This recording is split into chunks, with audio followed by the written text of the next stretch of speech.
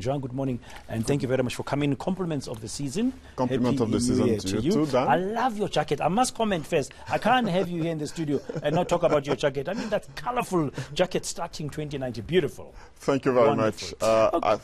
I think it's about time that we start promoting our African attire. Yes. And our African modelists and fashion people, because it's very important. We've been so westernized that we have even lost our roots. Yeah, you're looking good. You're a good model for that. Okay, let's talk about the DRC first. There's pressure now mounting, even reports coming out yesterday across the board to say when are the results going to be coming out. The DRC foreign minister being quoted as saying we also want these results to come out. What's stopping the National Election Commission currently of the DRC from issuing the results?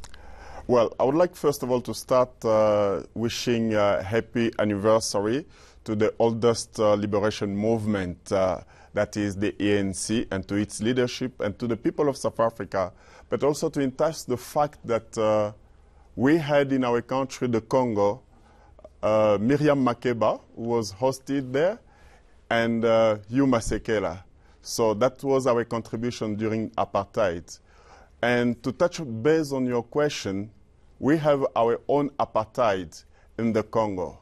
And that apartheid, as you're talking about these elections, which were and which are still a mockery of the Congolese people and the Congolese citizens, for the first part, these elections should not have been held for the simple reason that we knew that there was no preparation. But they've been postponed before. I mean, originally we're supposed to have, Joseph Kabila's term should have ended in 2016.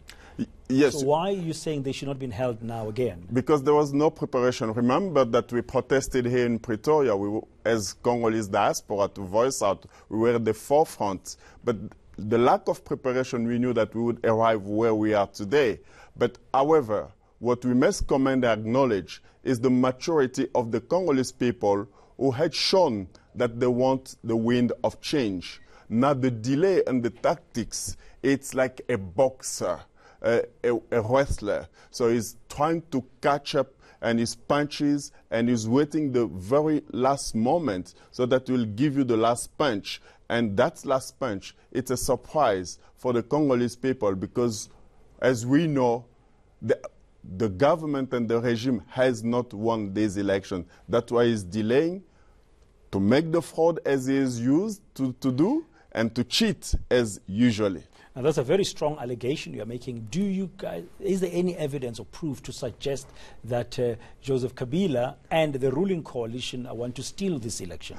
Well, we have had the precedent before, the precedent in 2006, and the one that was even remarkable in 2011. Those elections were a fraud and a cheat to the Congolese people because we knew who had won the elections. And they are trying to repeat the same because there's no Congolese, as we speak, who's going to vote Emmanuel Shadari. Okay, why do you think the ruling coalition wants to continue to stay in power? Well, the ruling party wants to stay in power because they don't want to go to jail. I heard the Mozambican person say that we need to bring people to accountability for the way they have ruled the country for the past 22 years. People are saying 17 years that Kabila has been there, but he has been there since 2001. So for the past years, he has squandered our country, plundered the country, along with the multinationals and some other entities and nationalities. Okay. Should we anticipate unrest then? Should we anticipate people to stand up? The longer it takes for the commission to announce the elections, whatever the results, should we expect the people to rise up? Well, what we are saying that we don't want him to steal our victory because this is a victory for us. We're going to wait until they publish the results. If it takes longer, we might have unrest and the people going into the streets. But until he publishes the result, we're not going to give him that excuse because what's going to happen is this, Dan. Once we go in the streets, they're going to call a state of emergency saying that we did not publish the results. So let's wait for him. The situation in the DRC is certainly not in a good space at the moment. Okay, before you go, I mean, just north of the DRC, we've got Gabon. I know you've got some views about what has been happening there. There's been a failed coup attempt. What do you think is happening in Gabon?